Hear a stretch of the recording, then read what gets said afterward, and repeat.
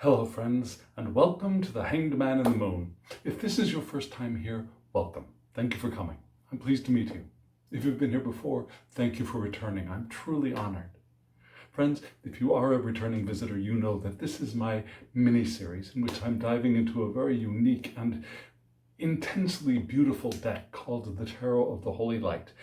And the way I do this is I draw one card and I look at that card and I acknowledge the ideas, the memories I have around similar cards that I have used over my history of working with tarot and oracle, and tarot, from primarily the Golden Dawn based decks, the RWS, the Smith-Waite, the Thoth Tarot, the Harris Crowley, and all of the iterations and recreations and beautiful plethora of all those very modern Golden Dawn based decks. The Tarot of the Holy Light is very different. It's a deck created by Christine Payne-Towler based on her deep, intellectual, intuitive, esoteric research into what is called the Continental Tarot, which predates the Golden Dawn. And it includes the esoterica around Tarot de Marseille, the Atea deck, perhaps even the Worth deck, the Picard, Picard, etc. So what do I do? Because this deck is very different. I acknowledge the ideas, again, as I mentioned, the ideas, the thoughts, the memories I have based on my history with other decks. And I do that specifically so that I can disengage them. I can detangle them from the image that I'm seeing that day in the Tarot of the Holy Light. And to help me unpack that image, I do a 3-card spread with a very easy to read. Although you will see in just a moment, I make mistakes with even this deck. A very easy to read RWS deck called the Light Seers Tarot. Very popular, very easy to get, very well used by a very large number of people. It's a beautiful, beautiful modern deck. And so I pull a 3-card spread. Significance, obstacle, advice. And then I live my day. And at the end of the day, I look at the guidebook for the Tarot of the Holy Light, which looks like this. There's also another companion book which goes into the deeper esoterica surrounding the deck, but this is basically the study book for the deck itself. And I look at the meaning of the card as intended by the creator, and I see how those meanings, those thoughts manifested for me during the day or did not. And so that's what I'm doing now. And so the card that I pulled today was the 6 of Swords reversed. Now this deck is intended to be read with reversals, so I'm using it as intended. And this is a beautiful card. Let me show it to you upright so that you get a better idea of the image. Now, this bit here, I'm still not entirely sure what to do with, personally. Can you see that there's a Hebrew letter on the top here, which is Shin? There's a Hebrew letter at the side, which I believe is He. Shin means tooth. He is, Shin doesn't mean tooth, but we think of Shin as a symbol for or a meaning of tooth. We think of He, the tetragrammaton, Yod He, Vav He. Those two He's, this He, can be significance of a door. So there are those. There's a lot of Hebrew around this sun, which is wonderful, but I have no idea what it means. And in the center, we've got this lovely eye, and around the eye, there is Latin. Can you see the Latin? It's backwards for you. So and it's fuzzy for you too, I'm sure. Let me read it for you. It says, now this was easier to read when there was more light. It says, Verus Filius Dei. It wasn't Verus, I'm sorry. I'll put it down in below. But what it translates to mean is truly, this was the Son of God. And that comes from the Bible, right? And it's here in Latin, which is cool, but I'm not exactly sure what to make of it. Does that look like a phoenix to you in the center there? I love that as well.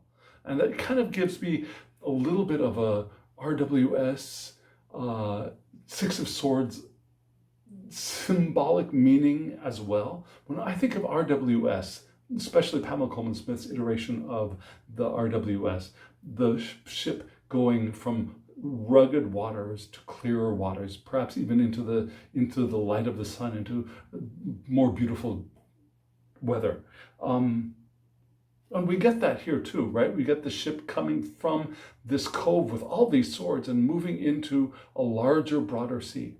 But with this phoenix, you get that impression of rising from the ashes, rising from turbulence, rising from the distraught past of perhaps the Five of Swords. In the Rider-Waite-Smith, is the Five of Swords is the card of winning, but at what cost? So you move on from that into smoother sailing waters, at least for a time. And so I must admit that I acknowledge those thoughts, but I also see a lot of that here. I'm not really sure what, again, truly this was the Son of God. I'm not exactly sure why we've got that here. But yeah, that idea of moving on seems very, very strong here. Now, the association, the astrological association here is Aquarius, Saturn in Aquarius, which is kind of seems a little bit harsh, but that harshness with Aquarius can be clarity of perhaps path, right? So those are the things that I thought of upright, and then so then I think, okay, now what does it mean in reverse? And the first thing that came to mind is, well, it could mean that this is not an external journey, but an internal one. That is also possible. Yeah, the journey of the soul within the self, the journey of the soul perhaps through the waters of the unconscious, or skimming the surface of the unconscious. An interior journey could be that. It could be not allowing yourself to move forward, which is also possible. It could be a cautionary thing. Don't move forward. It's not, the time isn't right. Wait for a while. Those were things that were coming to mind. And so I did my pull from the Late Sea of Tarot. And let me show you those cards right now.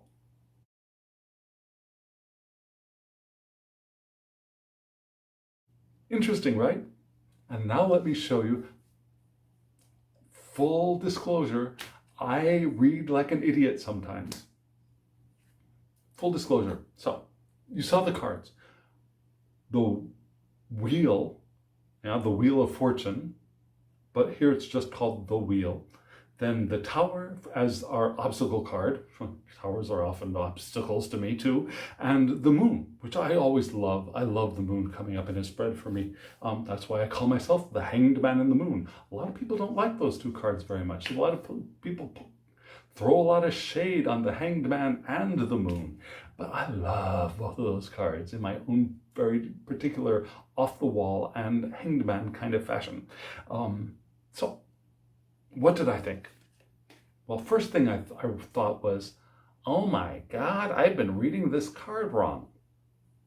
And I give myself a little bit of a break because, yeah, okay, Pamela Coleman Smith's Wheel of Fortune has the wheel and it has the tarot, and also it has the tetragrammaton around it. So here this wheel with tarot should be a pretty good indication that this is the Wheel of Fortune card, right?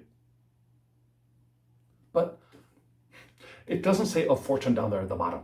Yes, it does say 10, but it doesn't say fortune at the bottom. So a couple of times recently, you've seen it. If you watch me, you've seen it. I've read this as the World card. But it ain't. And so this is actually the wheel. card. This is the Wheel of Fortune. I wish I had said a fortune down there, but it's the wheel card. Yeah, cycles, turnings. But the thing that still draws me to this is this light and this dark, this yin and this yin, this would be yang, this would be yin, this would be this would be yang in Korean. Those two parts of the Taoist cycle of energy and form and duality drawn up into the one figure and as a balance point. So I don't see the turning of the wheel in this card. I see the spectrum merging in one in this card.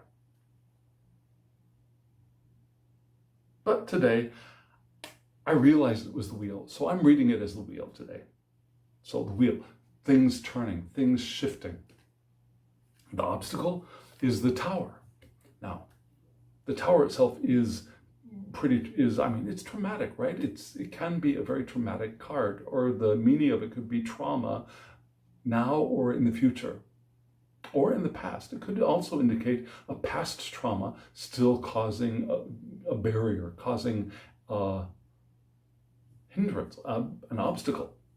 And I think that's how I'm going to read this. I don't think I'm going to read this in its other upside down meanings. For example, resisting the change, resisting having the ego break down and having the light revealed from within.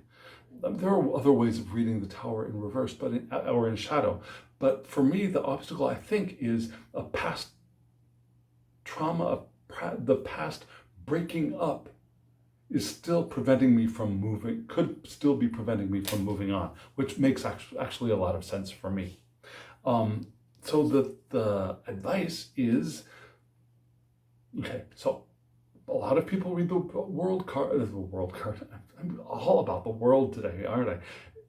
The moon card is, a lot of people see it as illusion, as frightful things arising up from the unconscious, as not exactly nightmares, not like the nightmare of the Nine of Swords, but still that not seeing reality, not seeing what is, not having enough light to see clearly, fears, distortions of reality, things like that. And that's exactly not the way I read the moon, personally, unless it's really called for. The way I read the moon is, one thing, cycles. The moon has cycles.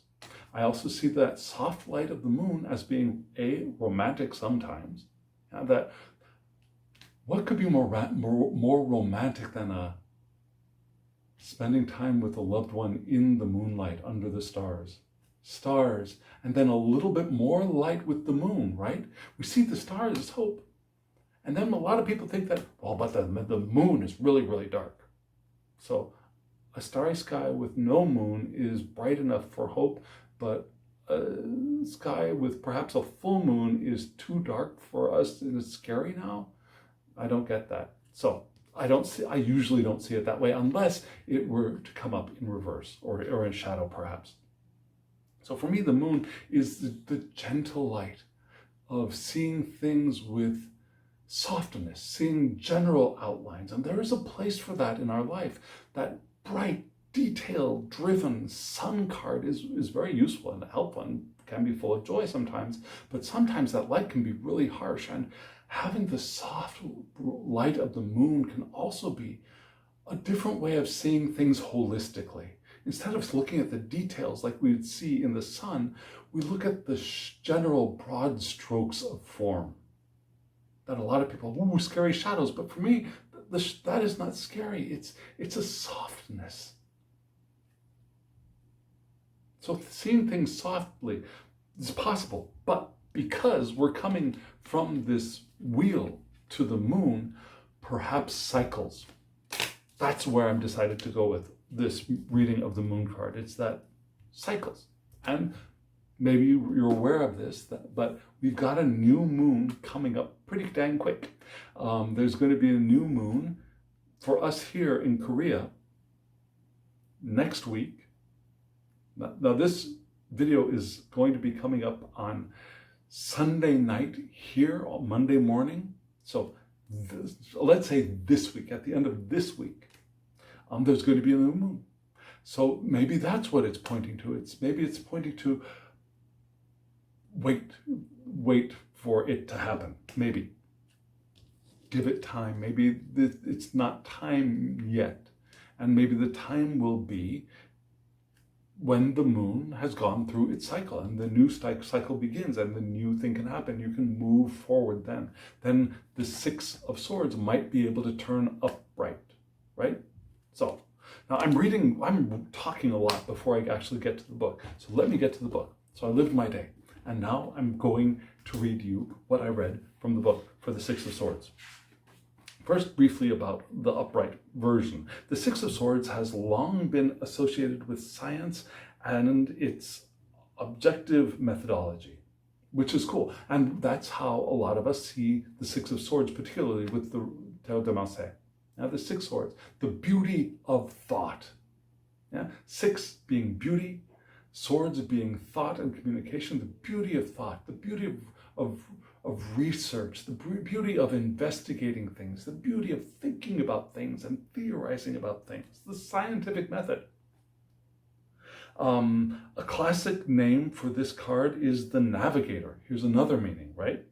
Referring to one who knew the calculations necessary to find a course across trackless oceans and vast deserts. So we're not exactly at the Six of Swords from the Rider-Waite-Smith deck yet. We're at the Navigator, the one who calculates and is able to think and calculate all of that information using different devices and charts and sextants and all of that to get themselves through the water, looking at the stars and getting themselves through the water, or over vast deserts where you don't have landmarks of turn right at the next tree, go over the river, through the woods to grandmother's house, right? So whoever draws this card is typically typified as having special knowledge. Cool. Wish I'd gotten it up right now. Yes, the popular image of the boatman ferrying a woman and her children away from a turbulent shore suggests that it is time to gather the seeds of the future and go in search of higher, healthier ground to occupy. Yeah, go into smoother sailing waters, which is what I spent a little bit of time talking about previously. So that's all the upright. So we've got that. We've got the Rider-Waite-Smith idea of the Navigator. We've also got the beauty of the calculations of the Navigator. It's not just the people moving ahead. It's also the one who calculates and makes that possible. And it's also the scientific method, which makes navigation possible. All of that's all wrapped up here, as probably because it is Saturn in Aquarius. So let's move right on to the reverse meaning, because this is interesting. Our Navigator now must, the reversal offers a different range of ways to read this card. Our Navigator now must face conditions requiring the qualities of a practical, here and now Capricorn, rather than an Aquarius philosopher and futurist. So now it's Saturn in Capricorn instead of Saturn in Aquarius. And so we need that here and now practicality, which is cool and kind of makes sense, right? As a different way. Instead of seeing the future and possibilities, we're focusing on the now. How do I get to what is the next step? I like the idea that in reversal, the dove, now see, it's not a phoenix, it's a dove. That totally looks like a phoenix, makes me think phoenix because of that fiery tail. Of course, that fiery tail is the sun behind the dove, but because of the placement, the fiery looking wings of the dove, apparently, and the fire beneath, it totally makes me think phoenix. But it's a dove. Okay, so moving on. Of the dove and the swords might be leading the little boat into a protected harbor under the sun. So going into protected harbor instead of leaving to the broader waters, right? Instead of leaving to the calmer seas, taking shelter. Let's see. One might start by learning the natural. Okay, so here's some advice. Oh, wait a second. Okay, so I'm sorry. Where was I? Might be leading under the. So the next thing. I'm sorry. I just completely lost my place. I'm talking too much. Think again before leaving safe harbor under current conditions. So this also could be a warning, which is something like what I had said. Maybe it's not time to move on. In such a situation, discretion remains the better part of valor. Okay, so there is that idea that I just talked about with the cycles, with the wheel card and then the moon card. Moving right along, one might start by learning. Now, here's some interesting advice and wonderful advice from the creator of the deck. One might start by learning the natural laws exploited by our low-tech ancestors as they solved their daily survival problems.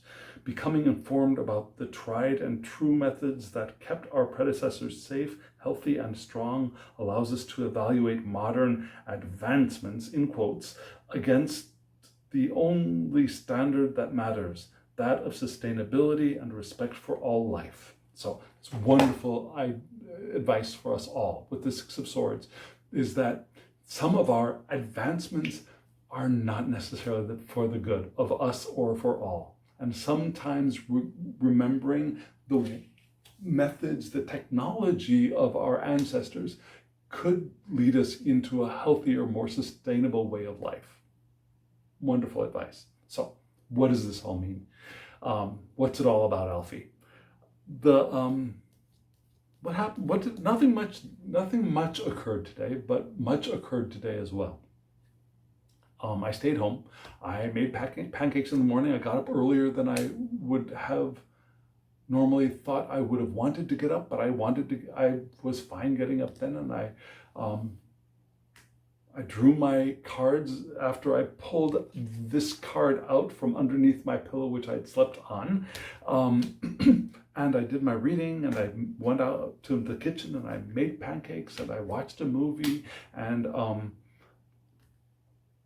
I had discovered a person who I had made really, really brief contact with about maybe 3 or 4 months ago, maybe, and got back in touch with him, and we started chatting, and that was cool.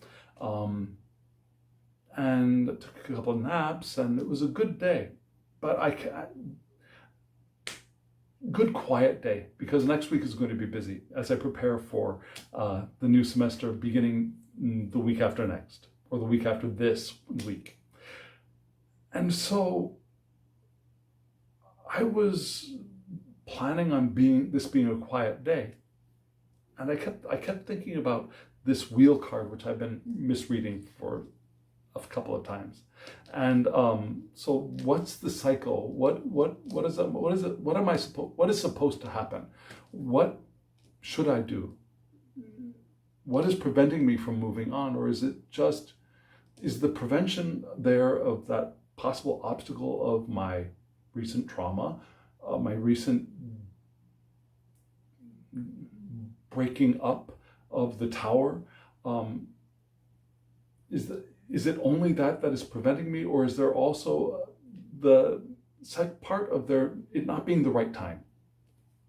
I mean, both could be true at the same time. There could be the obstacle of me, and there could be the obstacle of time and the right time to do things, indicated by perhaps even the moon. And so I was thinking about that, and I was sitting quietly at one point during the day, and clairaudience. This isn't I'm not really talking about clairaudience here, but clairaudience is where you can hear at a distance, not like in the next room or 2 rooms over, but it's like the ESP version of hearing. Yeah, clairvoyance is where you can see places that you're not. Yeah, clairaudience is being able to hear places that you should not be able to hear because they're too far away. They're like the other side of the planet, or maybe the astral plane. And maybe that's it. Maybe that's where I was receiving this from, or maybe it was just something that came up from within, and I shouldn't discount it as maybe it was just something that came up from, but maybe it was something that came up from within. And it happened twice in succession. Sideways, sideways. And I thought, oh, maybe this card is going for. This card is going forward. Is usually how we think of it. Yeah, the boats go forward or back sometimes, or they can tack, but they always have to go forward, like a car. A car can only go forward and back. We could turn it to go this way or this way, but it's always just forward or back, and at a slight angle. A car can't go sideways. A ship can't go sideways, like we can take a step sideways, or like a crab walks sideways. And so maybe instead of going forward, I need to go sideways in some way. And I'm not taking this too seriously, like I've got to figure this out, but I am taking it seriously enough to think that something was talking to me, whether it was this something or this something. Something was talking to me, and that it being repeated shows significance. Sideways. What would moving sideways look like? So don't move into the new, but shift somehow within where we are.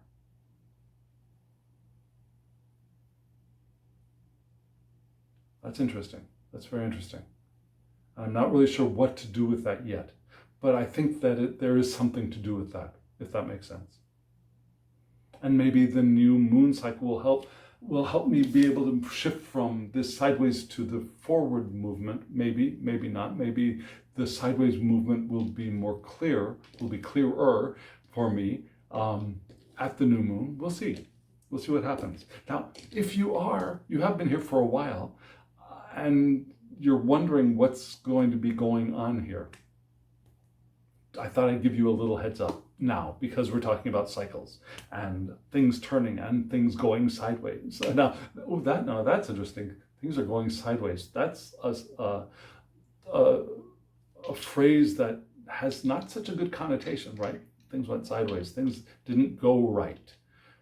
But I don't think that's the kind of sideways this is talking about. Maybe that would be a tower, right? Things aren't going right. Things are going sideways. Gosh, I hope not. I hope there's another meaning, and I think there is another meaning to that sidewaysness. Another thing, interesting thing. I've been in contact with. Okay, now tangent. I've been in contact with a creator of a deck, a creator of a couple of decks that I love. I won't say who it is. For their privacy, but they showed me, they showed me images for a deck that they've been working on, and asked me for feedback, because I loved the other two decks, and I loved them clearly with critique, if that makes sense. I loved them, and I saw things that I hadn't expected and would not have expected in the decks, and I loved that difference as well. So the creator was doing something that is very new for the creator, I think. And they showed me the deck, the images of the deck, and I loved them. There were a couple of cards that I told them that I would need to work through my resistance with them, and a couple things that I have like little wishes that they had been a little bit different. And then, so the creator asked me about that. And so I typed it out. I typed it out on my phone, I should say. I wrote an email about what I saw and what was difficult for me and what I might have liked to have seen. Sent that off, and the creator sent me a reply same day, with appreciation for my response, and understanding for what I said, and understanding how some other people might also feel the same way. And I mean, it was just a wonderful interaction for me, and I felt blessed to have had the opportunity to see images early. I felt honored to be asked and to be heard and to be responded to. And I love the creators' work in the past. I love the deck that they're making right now. The colors are just beautiful, and the idea for it is just amazing, and I love it. Maybe someday on this channel I will have a deck to show you by this beautiful creator. And I learned some things about the creator that I hadn't known, which click, made some of the things that I had trouble, one of the cards that I had trouble with, make so much sense. Anyway, so there was that. That was an interesting thing for today. And what's happening on this channel? So I'm going to continue doing this until Friday. For me, Friday night is going to be my last night of this series. And then, because the new moon will be on Saturday for me here, starting that new moon, I'm going to be going back to my 2 videos a week series. And I think I'm going to I will continue to use this deck in conjunction with other decks in a very different way, but only twice a week. Only once a week.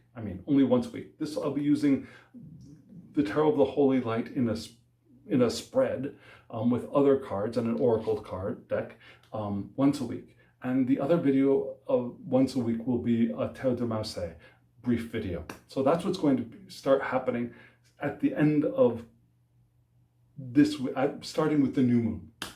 You can figure that out for yourself. If you have any ideas about what you would like to see on this channel, let me know. If you'd like to give me some ideas about what you would, another kind of video you would like to see, let me know. I might be able to kick it up to maybe 3 videos a week. That might be possible. So if you give me something you'd like to see, I might be able to make you happy. So friends, yes, if you're still here, hit the thumbs up button so YouTube knows that other people might like to see these videos and they will draw more eyes to the channel. Subscribe if you haven't subscribed, and hit the alarm bell so you get notifications of when I do upload videos. Remember, it won't be once a day anymore, beginning with the new moon. And comment below. I'd love to hear what you think. And also, friends, if you want a private reading, my email address is below. Send me an email. We can work it out. So, again, my friends, now, as always, I wish you love, joy, well-being, and pure awareness. Thank you.